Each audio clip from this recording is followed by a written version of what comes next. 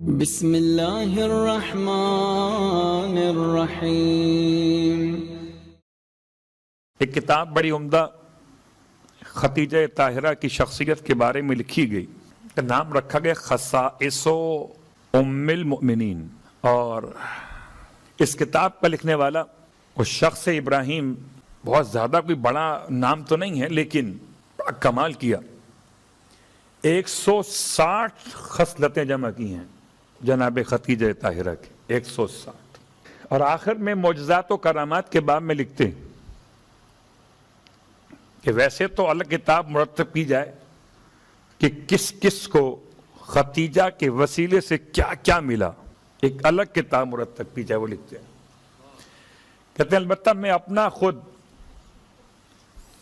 ایک مدعا بیان کرتا ہوں۔ کیا مدعا تھا ان کا؟ کہنے لگے کچھ پریشانی تھی گھر میں کہ بیٹے کے یہاں ولادت کا موقع تھا، گھر میں پریشانی تھی، میں نے ویسے ہی ذہن میں آیا کہ اگر خدا مجھے میرے بیٹے کے یہاں بیٹی عطا کرے تو میں نام مولود کا رکھوں گا خدیجہ کے نام پر۔ کہتے ہیں کہ میں نے ایسے ہی مطلب کوئی روایت نہیں پڑھی تھی، کوئی واقعہ نہیں پڑھا تھا، ذہن میں بات آئی تو کہتے میں نے ولادت کے بعد جب بیٹی عطا ہوئی یعنی ان کے بیٹے کے یہاں تو نام رکھا خدیجہ۔ نام کی اتنی برکت ہوئی کہ جتنے مسئلے پریشانیاں مشکلات تھے سب کے سب خدا نے نام خدیجہ کی برکت سے ختم کر دیا۔ میں یہ نہیں کہتا کہ مطلب کے لیے یاد کیجئے، آپ چاہتے ہیں کہ آپ کا کاروبار آگے بڑھے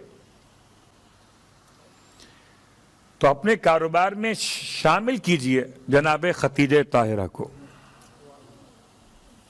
آپ چاہتے ہیں کہ آپ کے رزق میں برکت ہو تو اپنے رزق میں سے جناب خدیجہ طاہرہ کے نام پہ انفاق کیجئے، اور اگر موقع مل سکے تو حضرت خدیجہ طاہرہ کے گھر کی زیارت کی دعا کیجئے۔ اس میں کوئی شک نہیں کہ خدیجہ طاہرہ کا گھر مادی لحاظ سے کیا تھا، یہ کل سن لیا آپ نے، معنوی لحاظ سے خدیجہ طاہرہ کے گھر کی کیا اہمیت ہے۔ یہ بات آپ جانتے ہیں کہ بہرحال گھر اگر بڑا ہو، پیسہ زیادہ ہو تو انسان اپنے آپ کو گناہوں سے بچانے میں کامیاب نہیں ہو پاتا عام طور پہ۔ غریب آدمی کیا گناہ کرے گا؟ جس کے پاس گناہ کی سہولت نہ ہو کیا گناہ کرے گا؟ گناہ تو وہ کرے گا جس کے پاس گناہ کی سہولت ہو۔ صلوات پڑھ لیں محمد و آل محمد۔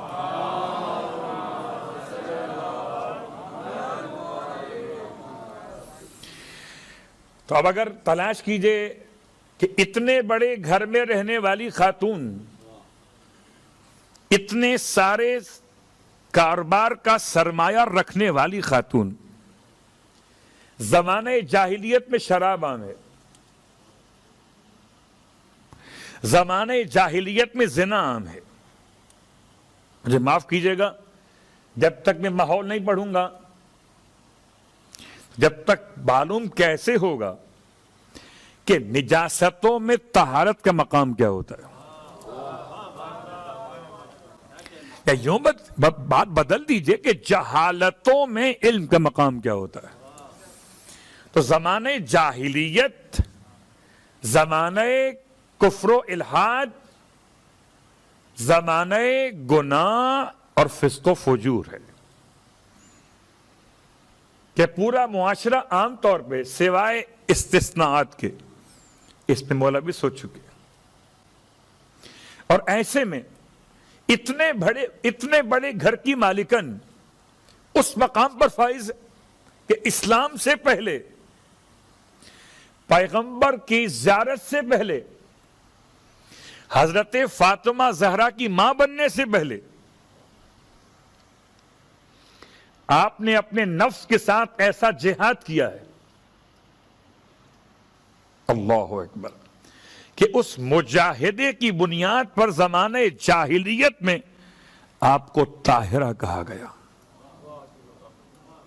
اللہ اکبر، بہت غور کیجئے گا، قبلہ نفس کو پاک کرنا سب سے مشکل کام ہے، اور پاک کرنا شاید آسان و پاک رکھنا مشکل ہے۔ کمال ہے، ہم کوئی حدیث نہ پڑھیں، کوئی روایت نہ پڑھیں، زیارت وارثہ تو پڑھیں گے نا، اشہد انک کنت نورا فی الاسلاب الشامخہ والارحام المطہرہ، ارحام المطہرہ۔ تو رحم مطہر کون ہے؟ مولا حسین کے لیے جناب سید، اور جناب سیدہ کا رحم مطہرہ کون ہے؟ جناب خدیجہ طاہرہ،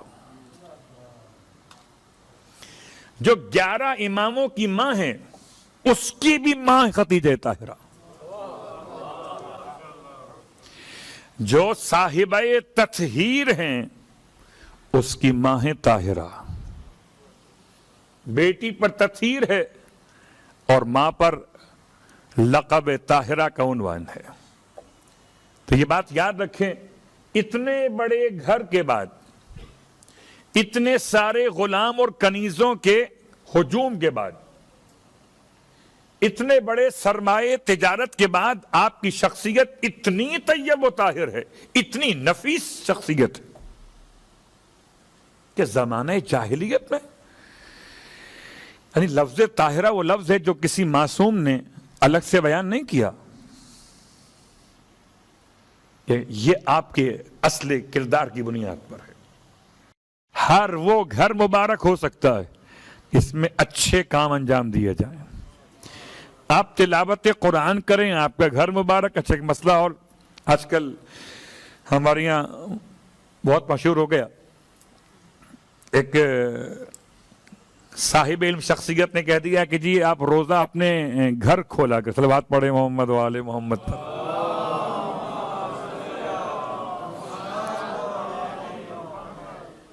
تو اس میں کیا عیب ہے؟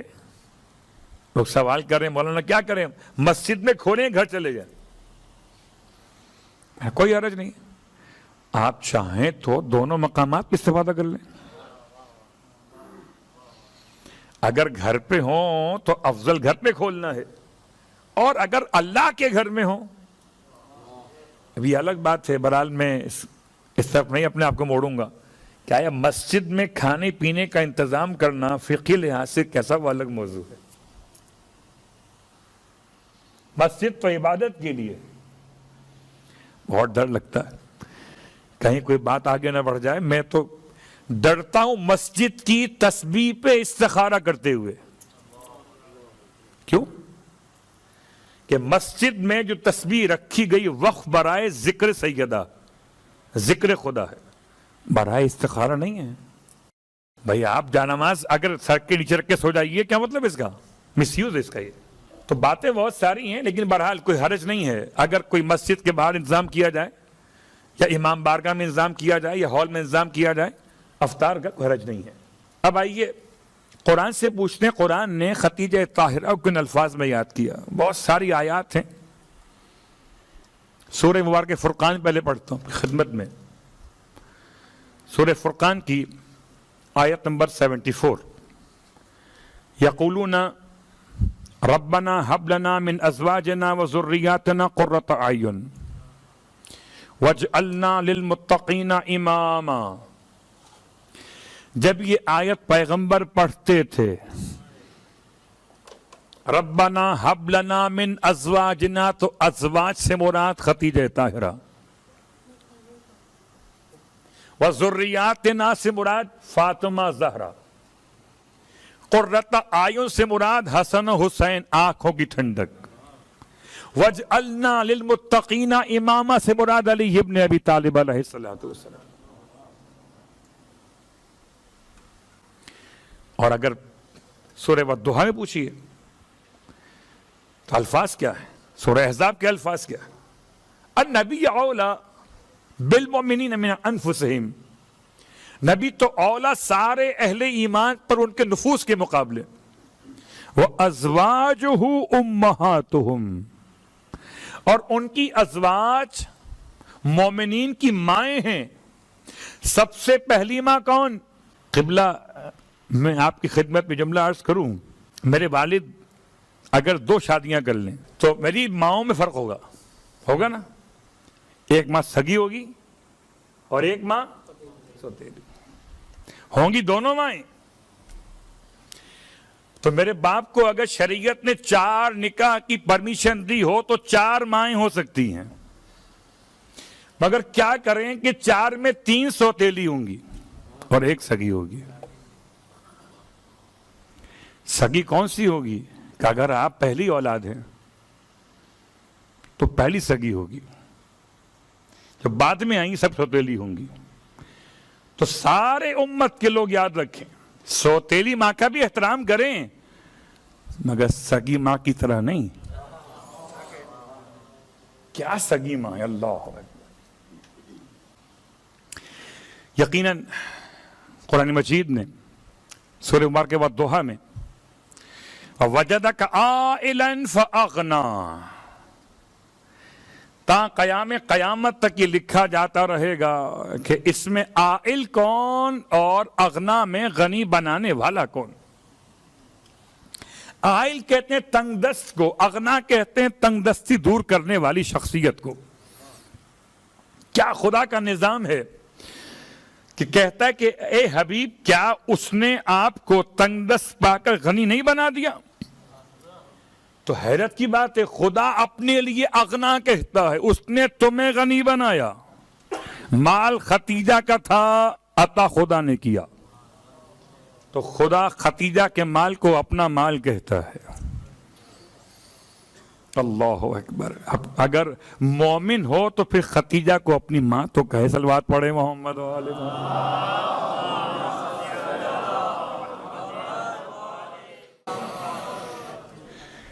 آپ کے محبت کے ایک معیار میں 2 باتیں بیان کروں۔ سگی سوتیلی تو آئے گا بیچ میں، حالانکہ میں بچ رہا ویسے نہ پڑھوں، کیا کروں؟ لیکن سگی ماں بھی ہے اور سوتیلی ماں بھی ہے، ماں تو ماں ہے۔ تو سگی ماں کی مثال محبت کے حوالے سے آپ کیا سمجھتے ہیں کہ ختیجہ طاہرہ کو پیغمبر سے محبت تھی یا پیغمبر کو ختیجہ طاہرہ سے محبت تھی؟ اور کیا دونوں کی محبت ایکول تھی یا دونوں کی محبت میں فرق تھا؟ اللہ اکبر! کتاب کفایت الطالب، شیخ گنجی شافعی نے اس کتاب میں روایت کو لکھا، عجیب روایت ہے، ہمارے یہاں بہت کم پڑھی جاتی ہے، جو کہ ہم اس طرح اس بات کو واضح نہیں کرتے۔ فرماتے ہیں پیغمبر، انی رزقت حبہا، ختیجہ طاہرہ کی محبت خدا نے مجھے رزق میں عطا کی ہے۔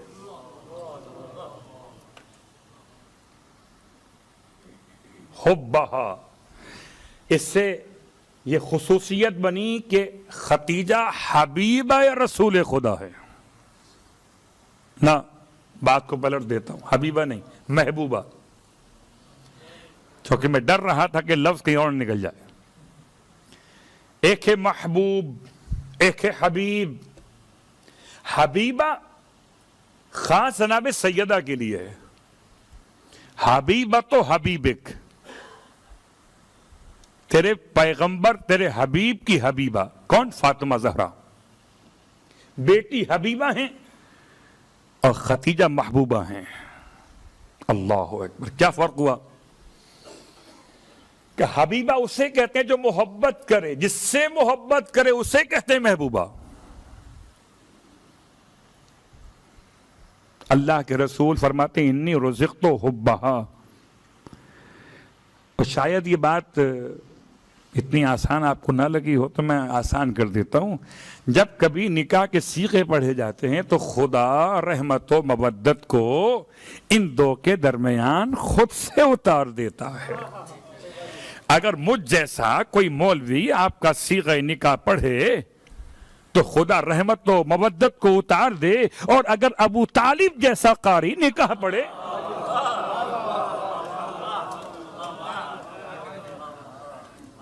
مجھ جیسا پڑھے، تب بھی خدا کہتا ہے کہ محبت اور رحمت قرار دوں گا۔ سورہ روم، تفصیل کے وقت نہیں۔ اب آئیے اس روایت میں آپ کو محبوب رسول خدا، بہت غور کیجئے گا، سارے وہ القاب جو کہیں اور فٹ کیے گئے ہیں وہ اصلاً القاب ختیجہ طاہرہ ہے، محبوب رسول خدا۔